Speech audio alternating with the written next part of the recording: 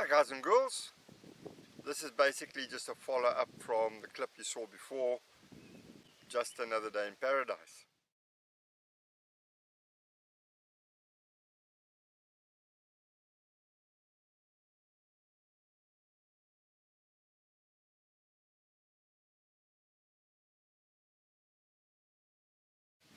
Now it might seem that that was just a jumbled capture of a whole lot of black mambas, but I want to reveal a few little tricks in this whole story. And I want to start first of all with the fact that I squeezed past the mambas and went and placed the camera at the back, as you would see right in the beginning of the clip. So I went and placed the GoPro without any interference on the mambas at all. They were totally settled. And then I made my way back to the door. Now the door is the safety porthole. So should things start getting out of hand while I'm dealing with the mambas, there is something that can be stuck in the way of the mambas, preventing them from actually exiting. Then starting at the back or at the front by the door, I needed to deal with the two mambas that were hidden under the water dish. So first things first, pull the water dish out.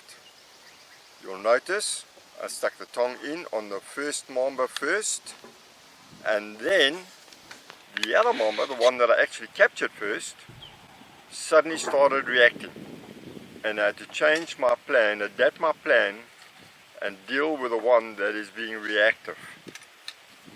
Now for some reason, I think she said no last night or whatever, but he was not in a good mood, and so I needed to deal with that snake first.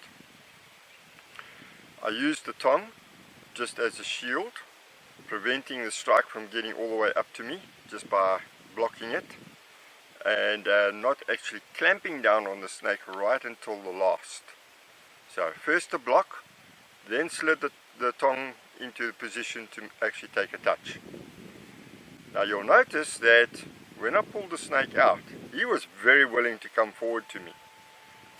That mamba, and then I think it was the last one we caught, was totally in the open and not attached to any branch or have any sort of refuge. And those are the snakes that have the option flight or fight, or fight or flight, whichever way you want to see it.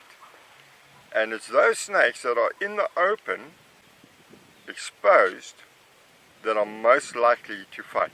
That is why you can often see me standing far away from the snake as possible, particularly if they're in the open, and I reach as far out as what I can with the tongue, because your body bulk presents a threat. The slimmer tongue approaching the snake does not really substitute a threat. They feel threatened when it touches them, but you can get right up to them with the tongue without altering their behavior at all. And then it's just a matter of good judgment to make the call. In order to get snakes to pull back through the tongue so that I can secure the neck and the head, I will generally try and pull the snake just a little bit out of its comfort zone and make it want to reverse back to where it was. And with that happening, it gives me the opportunity of to clamp down just at the right moment, so the head can be secured. When snakes don't want to reverse, I find that quite often, and particularly if you're working with male mambas, if you push the head to the ground, very similar to when there's male combat,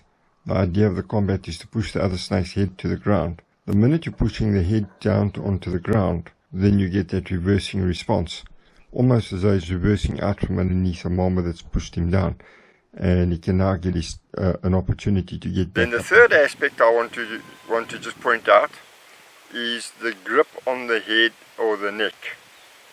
And you'll see that I have thumb one side of the jawbone, forefinger other side of the jawbone, and then these three fingers here support the whole neck. So the neck is basically stretched between that gap there and there. That is where the neck is held and secured. And these are holding the more bulkier part of the neck, or extension of the neck. And in that way, the snake can be used, manipulated without putting too much pressure on the vertebrae directly behind the head and the neck. In this bagging process, we never made use of the tubes, as you may have seen in our other videos, simply because I didn't have tubes available. But the proper way to do it would be to use the tubes. That prevents snakes biting through the bags and spraying venom at you, and also reduces the risk of a snake biting you through the bag.